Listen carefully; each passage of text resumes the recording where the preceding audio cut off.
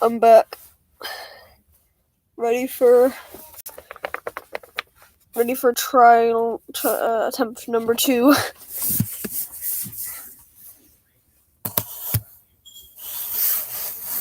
I'm reading Ghost Squad. Full book, hopefully. I may not get to the whole thing, but we'll see.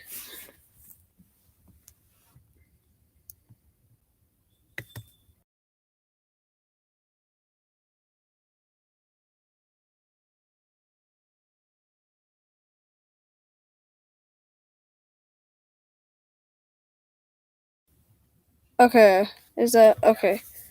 Whoops.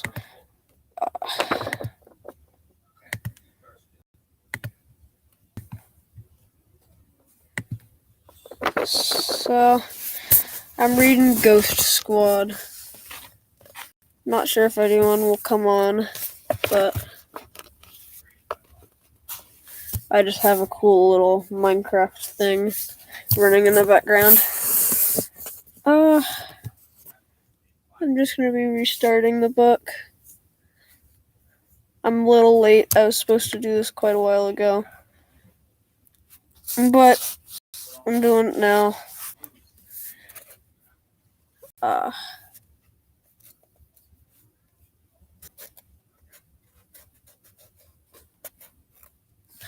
I suggest writing down the times where you are if you just want to listen to me read the whole book when you leave, because it's going to be a long one.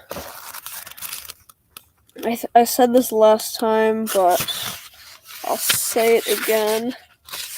This book is 237 pages. So, I'm going to be reading for a while. Let's hope my friend makes it on.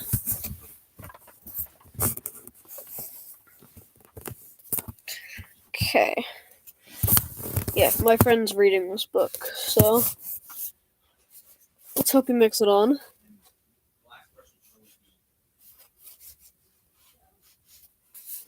Okay, so I'm just gonna get to the chase.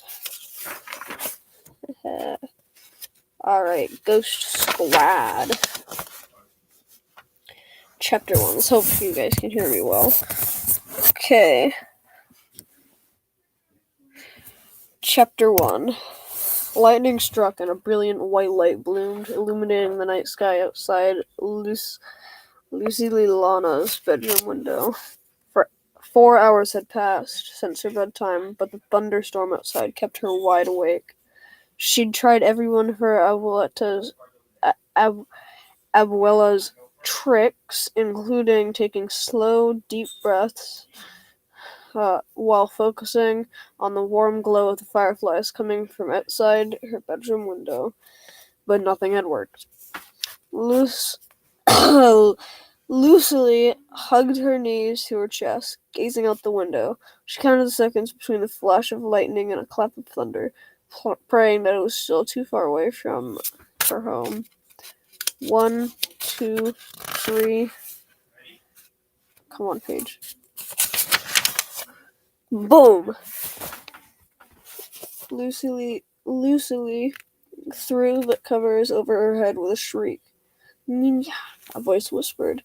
Lucily slid the blanket down slowly from her face so only her eyes were exposed. The soft glow of the one of her firefly family members filled the room. Mama? Lucily asked. Like water sparkling in the sun's rays, the firefly transformed before her. The translucent form rippled before becoming whole, solid. Lucily's grandmother, Mama Teresa, settled onto the bed beside her. Well, her ghost did. Oh my, ¿qué te pasa, mi niña? Mama reached for Lucily's hand. Her touch was soft and warm, just like it had been when she was alive. Her voice always conformed Lucily like fuzzy socks and a Dominican hot chocolate. I'm scared, Lucily whispered to her Abuela. Oh, hello.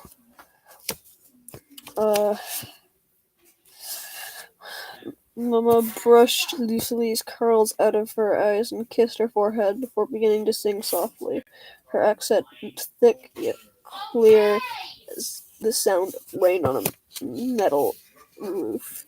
Oh my god, there's so much Spanish in this. Oh my god, how am I supposed to read? Okay. I got this. Duermase, mi niña. Duermase, mi amor. Duermase, pedazo de mi corazón. I don't know. I'm not good at reading Spanish.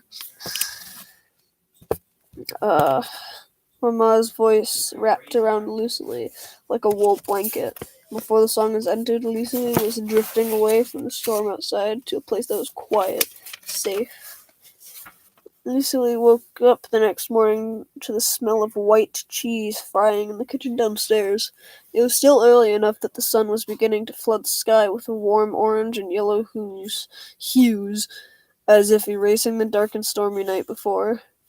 She stared up at the ceiling of her bedroom, which was covered with hundreds of stars. In the daytime, they just looked like beige stickers on a white ceiling, all running together into a big blob of nothing. But when night fell and the lights were off, an intricate galaxy of constellations extended to every corner of the room. It was like having her own little universe all to herself. Lucily's father, Simon, had helped her paint the walls of her room a seafoam blue, the color of her abuela's house in the Dominican Republic. Above her desk, Lucily had a cork board with all of her certificates from school on it, a calendar where she meticulously kept track of her homework assignment, and a pamphlet for the Luna Ghost Tour. Beside the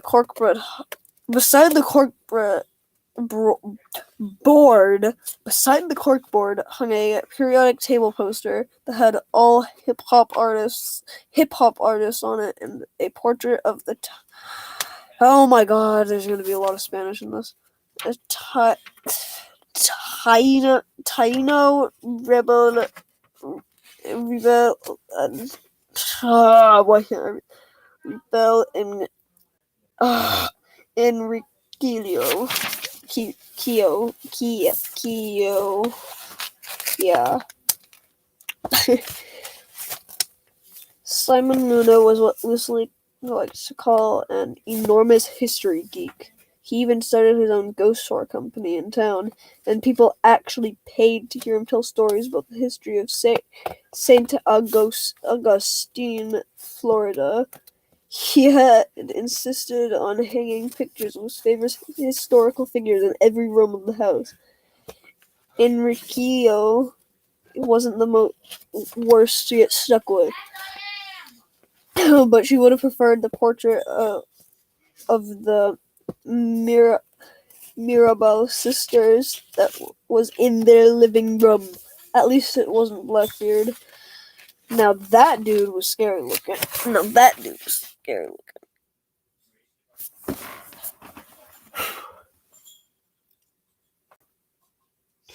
Though it was early, Lucily could already hear noise coming from downstairs. At first, she thought it was just the sound of her dad cooking in the kitchen, but as it got louder, she realized it was. Oh no, Miraguen music.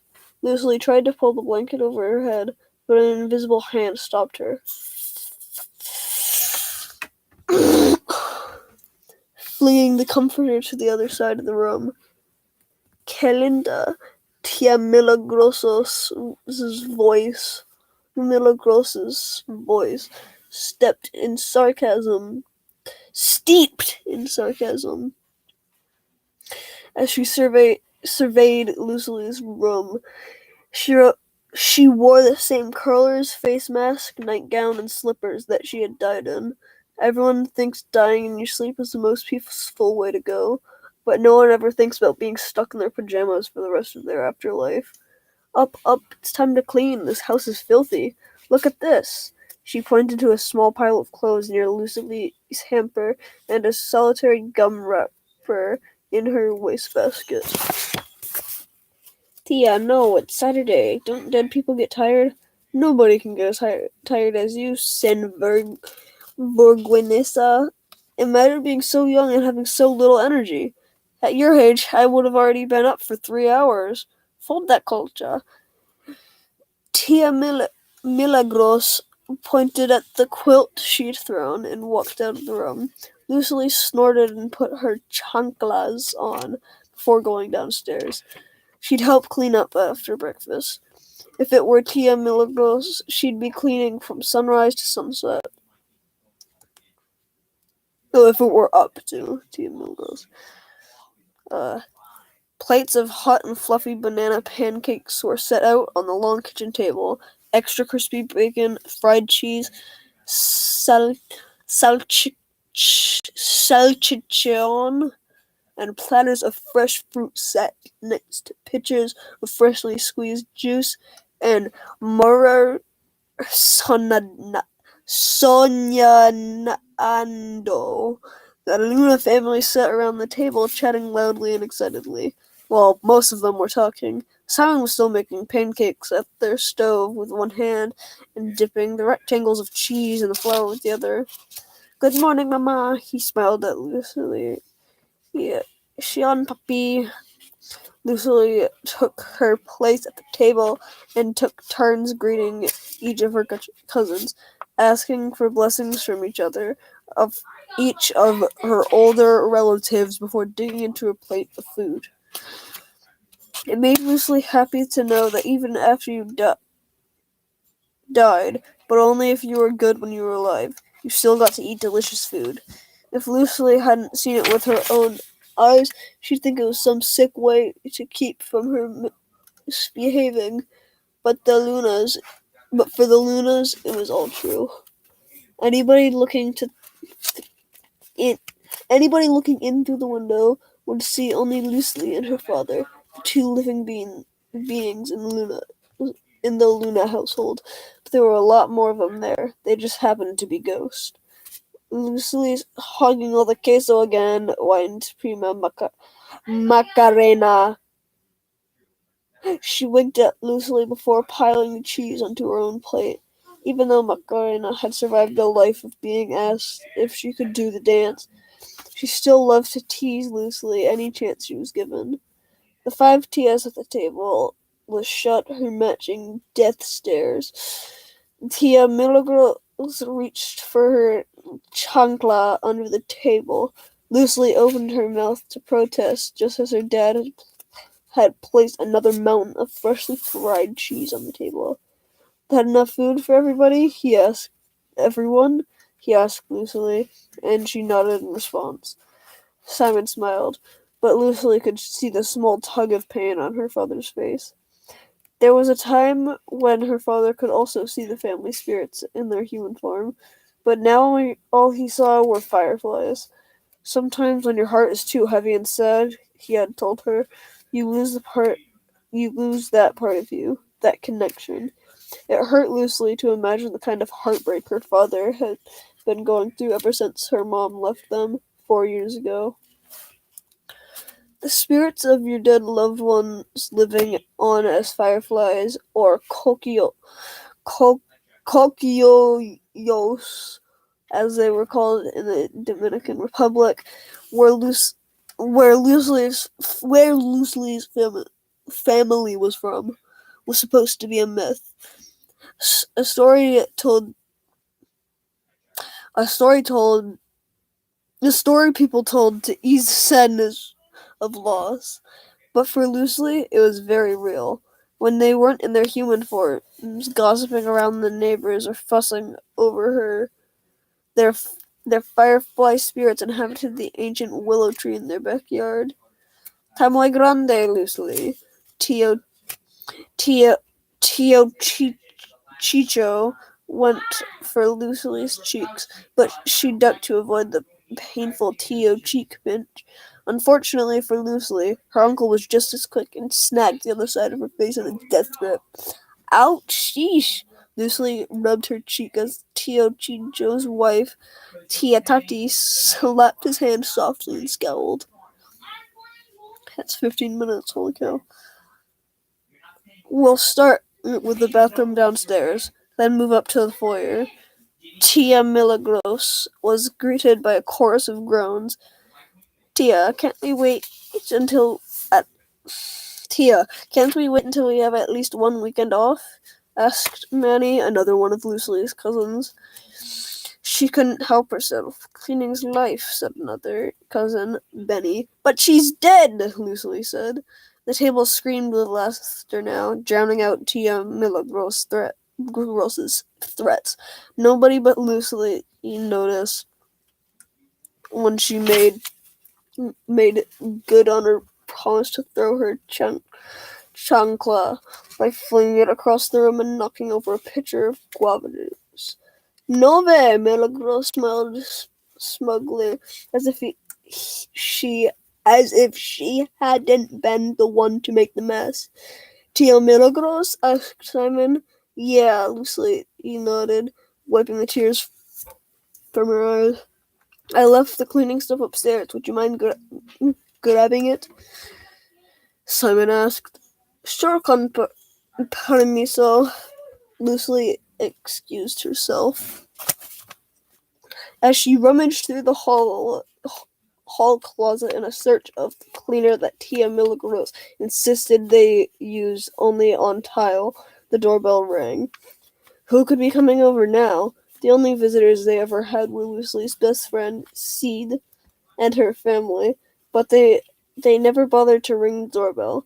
Lucy had found Seed's grandmother, Babette, asleep on their couch with a daytime court show on TV more times than she could count. Lucy had a deep voice coming from downstairs, but couldn't make out what they were saying. She crept down the hall, trying her best to avoid stepping on the creaky spots, and crouched down at the top of the landing to peer between the thick wooden railings.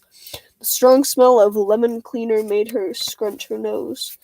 From her perch, Lucy could see that it was a man she recognized from the bank.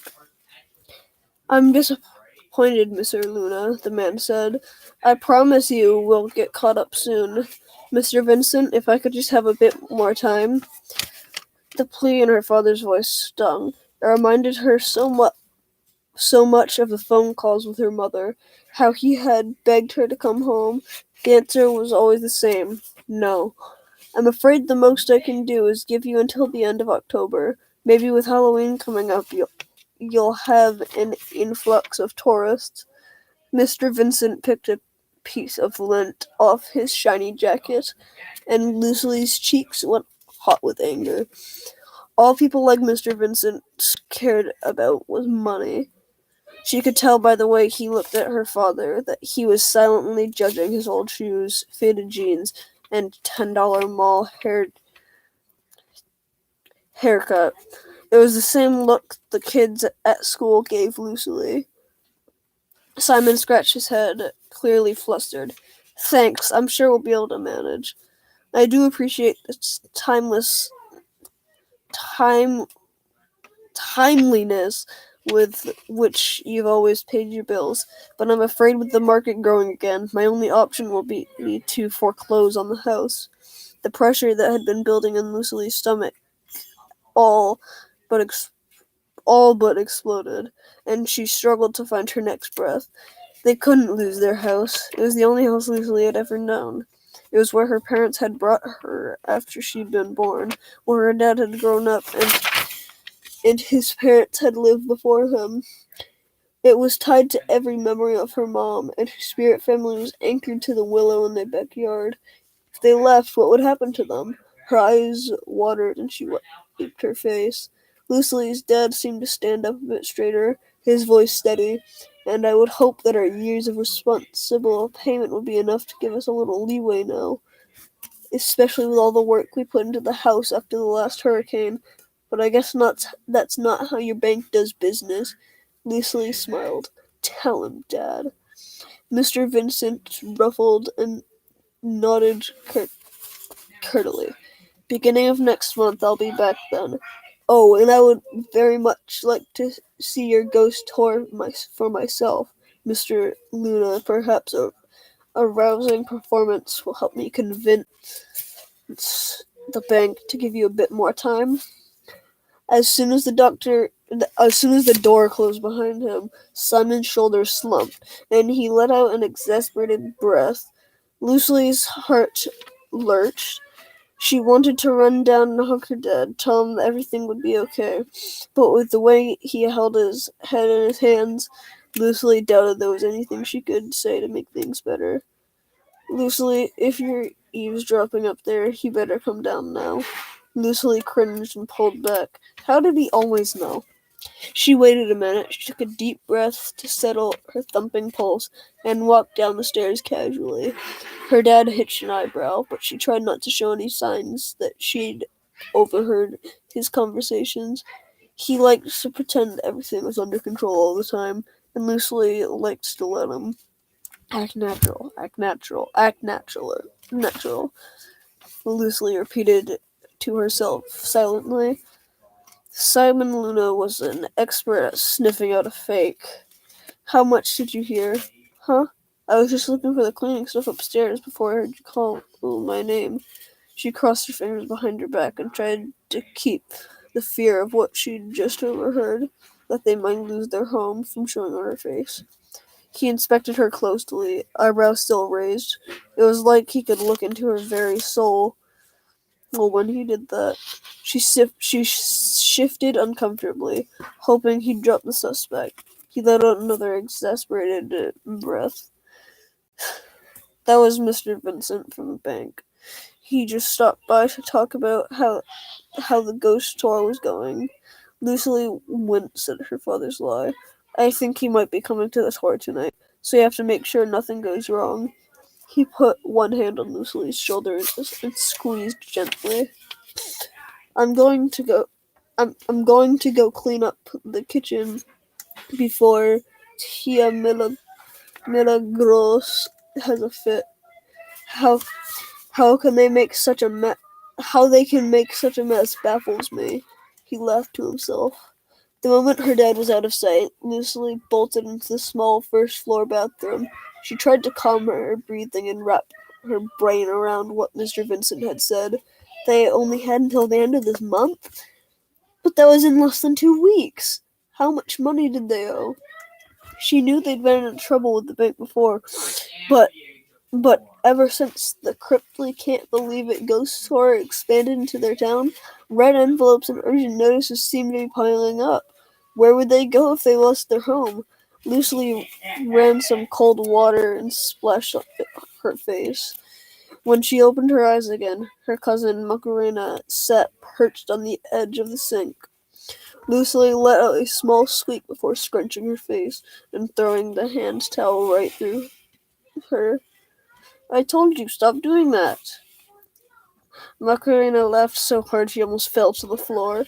Even though she died before Lucy was born, Macarena was like an older sister to her, though in just a few years she'd be the younger sister. You look pale, Mama said you need to eat more, Macarena said softly. Tia saw you run in here and went back to tell everyone. You know how it is, they're just worried. Lucy arched an eyebrow. Worried? About me? Not about you. I mean, they're worried about you, Prima. I mean, they're always worried about you, Prima. But something in the air feels off. Macarena looked up as if she could see through the ceiling. And there's a weird energy. That's the only way I can describe it. A really strange energy. Lucy thought about how the storms had kept her on edge every night for the last week and knew Macarena was right. The others feel it too, Lucy asked. Macarena nodded and got up from the sink. Especially Mama. She hasn't been feeling well, but you didn't hear that from me. A knock at the door startled them both, followed by her dad's voice. Night-night.